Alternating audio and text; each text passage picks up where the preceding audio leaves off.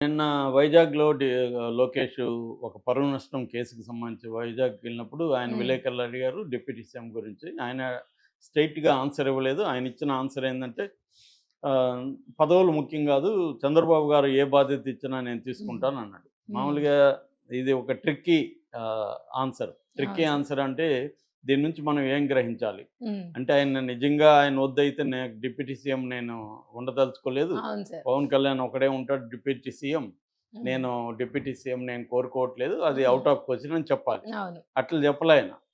పదవులు ముఖ్యం కాదన్నాడు. పదవి బాధ్యత అన్నాడు. హ్మ్. చాలామంది ఏందంటే పదవి బదులు బాధ్యత వాడుతుంటారు. హ్మ్. బాధ్యత ఏంటి? పదవే కదా అది కూడా. అంతే కదా సార్. సో, అంటే ఆయన ఏం చెప్పదలుచుకున్నాడు అంటే చంద్రబాబు నాకు డిప్యూటీ సీఎం ఇస్తే నేను తీసుకుంటా. హ్మ్. అది బాధ్యత కాబట్టి. ఆయన ఉద్దేశంలో. హ్మ్. చంద్రబాబు ఏ బాధ్యత ఇచ్చినా చేస్తానంటే అర్థమే చాలామంది ఇదే ఆన్సర్‌లు రాజకీయ నాయకులు చెప్తుంటారు. "ఏం సార్ మీరు మంత్రి పదవి కావాలని హ్మ్. కోరుకుంటున్నారంటే" నాకు పదవులొద్దు. ముఖ్యమంత్రి ఏ అధిష్టానం ఏమిచ్చినా బాధ్యతలిచ్చినా, అవును సార్. అధిష్టానం ఏ బాధ్యతలిచ్చినా నేను అవును. సిన్సియర్‌గా స్వీకరిస్తాను. చేస్తాను అవును. అంటుంటాడు. అవును. యువతలు ట్రై చేసుకుంటుంటారు. హ్మ్. ఇది రెగ్యులర్‌గా పొలిటీషియన్స్ చెప్పేది. లోకేష్ కూడా ఇలాగే ఒక ట్రిక్కీ ఆన్సర్ ఇచ్చాడు. అంటే క్లియర్‌గా ఏందంటే ఆహ్, లోకేష్‌కి పవన్ కళ్యాణ్ పట్ల అసంతృప్తి ఉందనేది వార్త బయటకొస్తుంది. హ్మ్. అది ఆబ్వియస్ కూడా. అదేమీ మనకు అర్థం కానిది కూడా ఏం లేదు. అవును సార్. ఎందుకంటే ఇటీవల జరిగిన తిరుపతి హ్మ్. తొక్కిసలాట విషయంలోనే చూసుకుంటే మిగతావన్నీ పక్కన పెడితే డైరెక్ట్‌గా లోకేష్ వర్సెస్ పవన్ కళ్యాణ్ అన్న ఇది కనపడుతుంది హ్మ్. మనకి. ఎందుకంటే తొక్కిసలాటకు సంబంధించి అక్కడ ఆహ్, చనిపోయారు 6 మంది, 40 మంది హ్మ్. గాయపడ్డారు. అవును. ఆ విషయంలో కొంతమందిని చంద్రబాబు నివేదికలు తెప్పించుకున్నాడు. ఆయన ఒక ముగ్గురిని ట్రాన్స్‌ఫర్ చేశారు. ఒక ఇద్దరిని సస్పెండ్ చేశాడు. హ్మ్. జరిగిపోయింది. ముఖ్యమంత్రిగా ఆయన బాధ్యత అది. దాని మీద విచారణకి ఆదేశించాడు. విచారణలో తేలితే అప్పుడు వాళ్ళ మీద చర్య తీసుకుంటారు. ఇది హ్మ్. ప్రాసెస్.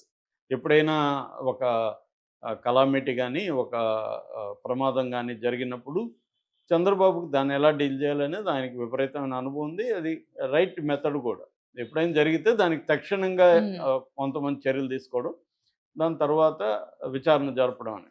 కానీ పవన్ కళ్యాణ్ ఆయన డిప్యూటీ సీఎం అనేది పేరుకి డిప్యూటీ సీఎం. డిప్యూటీ సీఎం అనేది రాజ్యాంగబద్ధ పదవి కాదు. సెపరేట్ హక్కులు గాని, ప్రోటోకాల్ గాని ఏమి ఉండవు. కానీ ఆయన డిప్యూటీ సీఎం హోదాలో అక్కడికి వెళ్ళి ఆయన మామూలుగా అయితే మంత్రి. ఆయన ఏం చేశాడు? ఎవరు దోషులో ఆయన తేల్చేసాడు అక్కడికక్కడే. సో, తేల్చేసి ఈ దీనికి ఈఓ హ్మ్. అండ్ చైర్మన్ హ్మ్. TTD chairman B R Naidu, EO Shyamalarao వీళ్ళిద్దరే దీనికి బాధ్యులు. వీళ్ళిద్దరు సారీ చెప్పాలి అనేది ఆయన చెప్పాడు. అవును సార్. అదే మాట చంద్రబాబు చెప్పల. హ్మ్. నిజానికి చంద్రబాబు ఈఓతోనూ, చైర్మన్‌తోనూ హ్మ్. పాలకవర్గం దీంతో మండలితోనూ సమావేశమయ్యాడు, చర్చించారు.